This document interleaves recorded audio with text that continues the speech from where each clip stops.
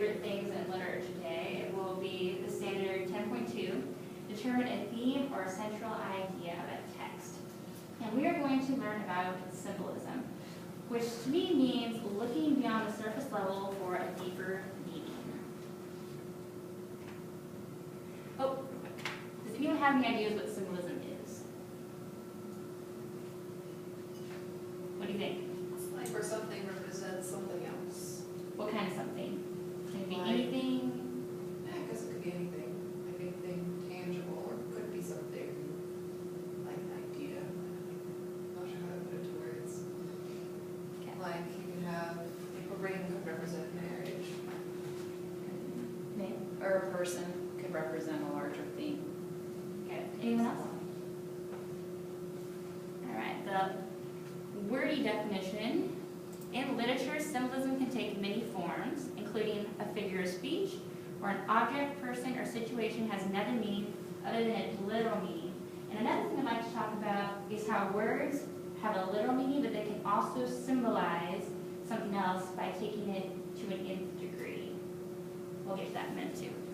The actions of a character, word, action, or events that have a deeper meaning in the context of the whole story. Okay. Why should you care about symbolism? Remember, symbolism can be anything, an action, an object, an idea that is representing something that is happening in the bigger picture of the text beyond the surface level. I have an example. Does anyone want to be my trusty volunteer?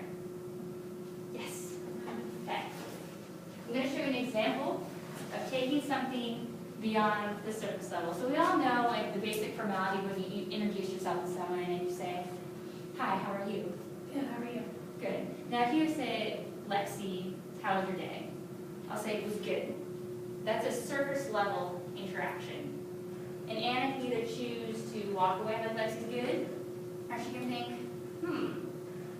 Lexi, her hands are shaking, her eyes are a little teary. What does that symbolize? What could teary eyes symbolize? Colleen. Sadness or allergies. What else? Happiness. Happiness. What could shaking hands mean? Or she's nervous. Nervous. A condition. My coworker had a condition where he shook all the time. Exactly. So when we meet, so this is why symbolism is relevant to you. Yeah, it'll help you with literature. Maybe that's your passion, like it's mine. Maybe it's not. But why it's relevant to us is that it can help us in our everyday lives. If you meet someone, or even if it's a friend, like I see Anna twice a week, it could be surface level. "Hey Anna, how's it going?" "I'm good." "Anna's good." Or, "Is there something else going on with Anna tonight, and I want to know what it is?" What are some other examples you guys can think of? Or, you don't have to, that's cool too, but I thought I'd open the floor. You look like you want to say something. Are you asking about everyday life examples? Whatever. Why could symbolism be relevant to any of you guys, any capacity?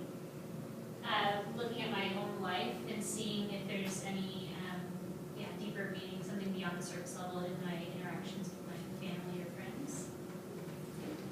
Okay, moving on. Okay, we're going to get back to the literary things. So in order to see symbols in a text, we have to critically think. We have to analyze, break it down. So again, the working definition, analysis is the practice of looking closely at small parts. Is someone wearing a ring? Does someone have tears in their eyes? To see how they affect the whole. Literary analysis focuses on how plot, structure, character, setting, and many other techniques are used by the author to create meaning. So that's a lot of words. But what I want you to think about is when we get to the text is what objects, action, people are working together as little things to make a bigger meaning in the whole. Okay. To search for symbols and the meaning behind them, I want you to predict what the poem we're about to read means to you. So just read it really quickly and make a guess what you think it means before we break it down.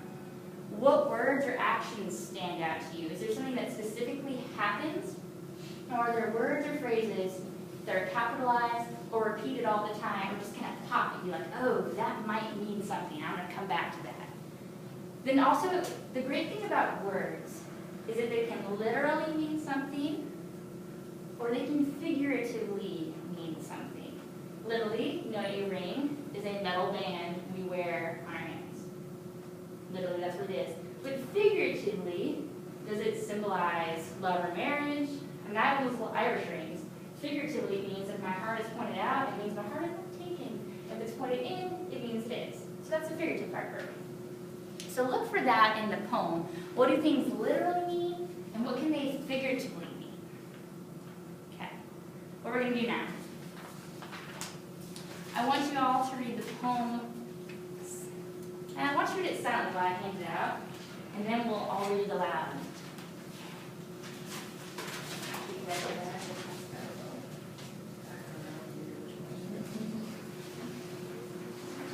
Sorry. Sorry.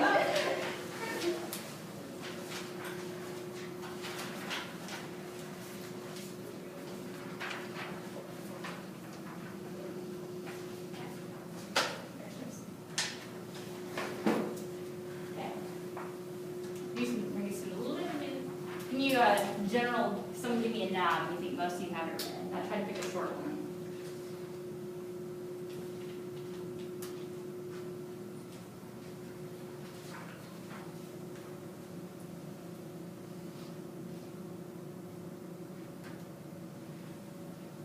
Pretty good? Do you have a volunteer to read it out loud?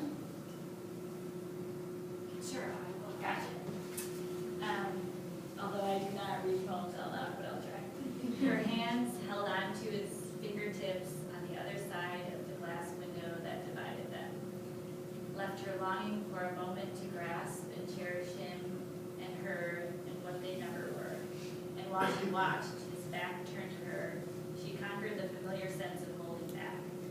And with her fingers, she wrote the words in the dust he left on the window. She whispered, "Look back and see, I love you." Thank you. Okay, quickly write down a line or two what you think this poem means.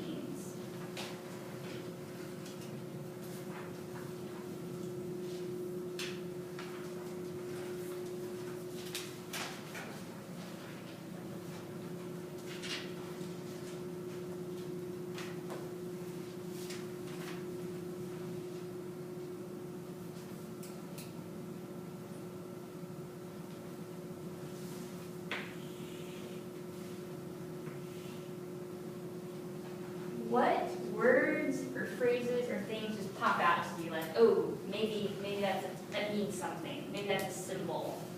This is our analysis. Window. I feel like Laura Ingalls writing on the chalkboard. What else? Zach? Divided. Divided. Yes. Colleen? Fingerprints.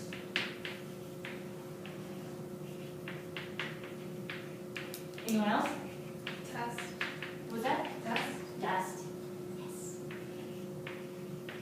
Anyone else? One more, we good. All right, we'll go with these. Do we have an artist in the room? Or maybe you want to try being an artist? Go for it. Can you make a window for us? Probably not, but. I do stick figures, so I won't use any here. Okay. Big, please. Any? Yeah, just make a big window.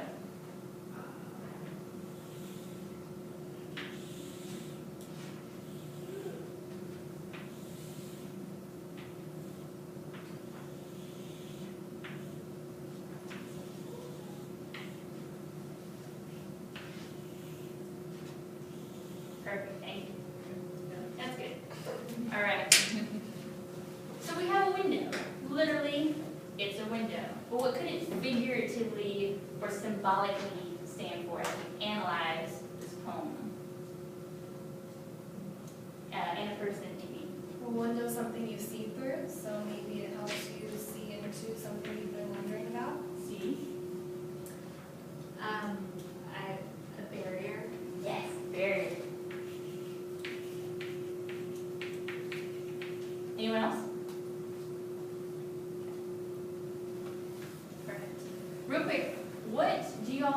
relationship is between the man and the woman.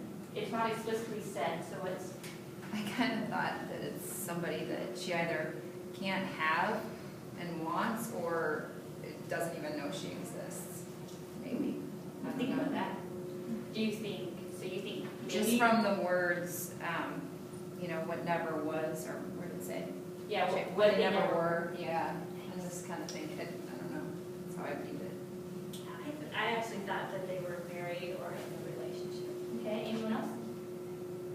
I thought they were in prison. I mean, the great thing about this is if you can back it up on our test next week, you'll still get points. It's about interpretation, so yeah. To me, it seemed kind of like a one-sided relationship.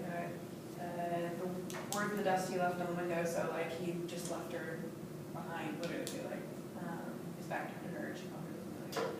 So, I don't know, just picture maybe they were together and then he just booked it to his car and left, kind of thing. Okay. Nice. All right, were there any other words that, no, where are we? Ah, so a window, something we see through and a barrier between the two. So the general feel of the room seems to be like it's more of a one-sided romance. No one thought it might be anything other than a couple of sorts. No? Juliana? I thought it was, I kind of thought he was a person too. So I thought maybe there was like, maybe he wanted to be with her, but they were separated by something else that maybe they can control. With Anna, what was your reason for thinking prison? The window, and I think maybe I was taking it more literal, like I'm picturing them talking or looking at each other through a window, and she wants to grasp onto his hand, but she can't. Colleen? I got the impression, like, I'm visualizing, like, he's going off to war type of thing. And this is like, you know, he's going out and she's, you know, back with all the other people being left behind and, you know, like, don't leave me. And he's like, peace out, I gotta do my duty. That's kind of what I pictured. Is there like, so the first, aside, we'll be right back, so the first stanza is what made you think that? Yeah, like, you know, just they're separated by, you know, I'm visualizing also like when you're at the airport before TSA, like freaked out. But you could watch your, you know, friends and family, you know, walk the tarmac, you know, fly away and wave. And I'm kind of visualizing that when I see this. Amy? Well, I was gonna say something and then I don't think it would apply, but it could be her and her child. Yes, I thought that too, but I didn't know, like the general flow seemed to be romantic, that I didn't know anyone else would think a mother and son.